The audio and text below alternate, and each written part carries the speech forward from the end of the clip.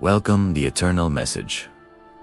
God is about to turn the page in your life. Hear that carefully. The page you have been staring at is not the whole story. The chapter that brought you pain is not the chapter that will define your future. You may have spent months, maybe even years, asking God when something would finally change. You have prayed the same prayer. You have cried the same tears. You have carried the same questions. And somewhere along the way, you started wondering if this is simply how your story is going to be. But what if the page is already turning? What if God has been preparing you for a chapter you could not see because you were still grieving the last one? You've been looking at what ended. God is looking at what is beginning. You have been counting what you lost. God is preparing you to recognize what He is bringing. You have been asking why the door closed. God may be preparing another door that fits the person you are becoming. Isaiah 43:19 says, "Behold, I am doing a new thing. Now it springs forth. Do you not perceive it?" Notice those words. I am doing. God is not saying, I was doing. He is saying, I am doing. There is still movement in your life. There is still purpose in your life. There is still something God can do that you have not seen yet. Maybe you feel stuck, but stuck is not the same as finished. Maybe you feel delayed, but delayed is not the same as denied. Maybe you feel forgotten, but forgotten is not the same as abandoned. The chapter may have been painful, but God is still the author. And an author who is not finished does not ask the reader to judge the story from one difficult page. So don't judge your future by your current chapter. Don't decide what God will do tomorrow based on what happened yesterday. Your story is still moving. The page is still turning. And God is about to show you that what you thought was the end may have only been the place where one chapter closed, so another could begin. You have been holding on to an old chapter because it was familiar, even though it hurt. You know what happened there? You know who was there? You know what you lost? You know what you hoped for. Sometimes familiarity feels safer than possibility. You might say, at least I knew what I had. But God may be asking you to release what you knew so you can receive what you have not yet seen.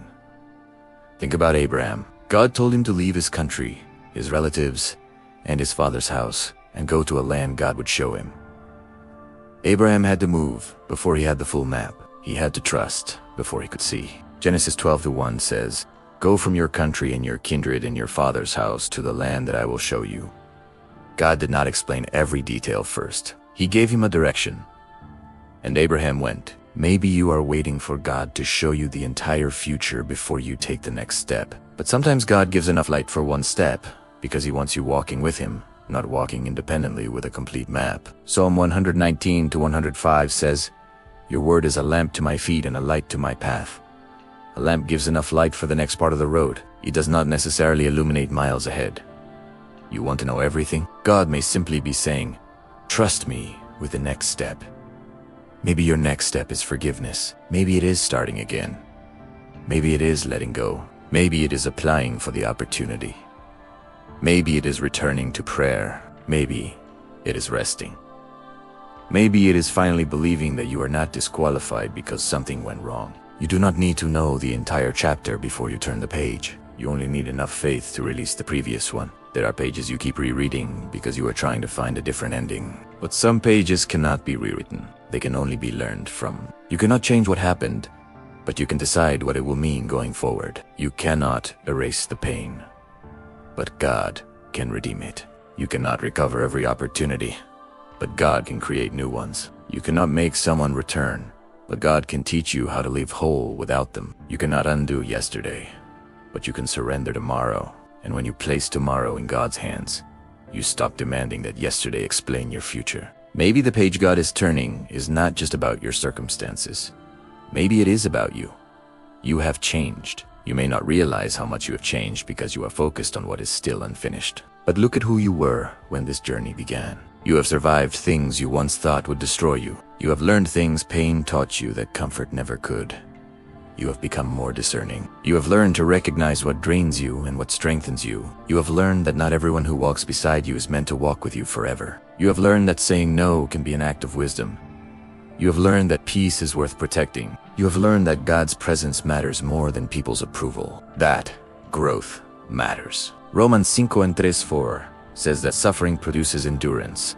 Endurance produces character, and character produces hope. Maybe you thought, The difficult season was only taking from you, but God was also developing something within you. Endurance, character, hope. The pain did not have to be the final product.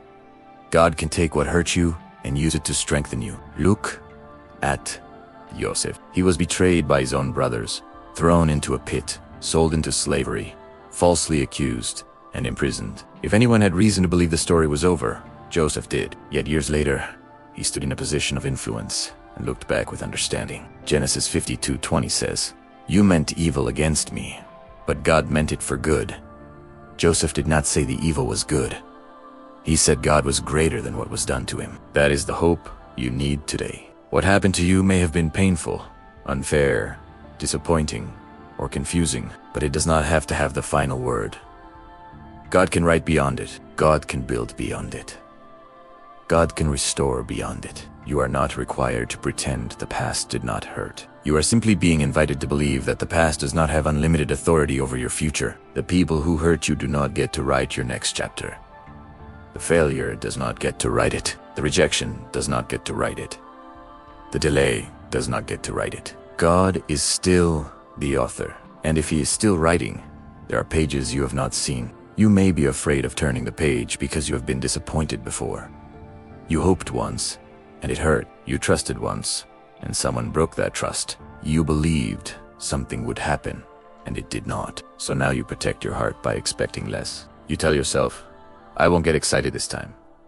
You stop dreaming because dreaming makes you vulnerable. You stop believing because belief feels dangerous. But here,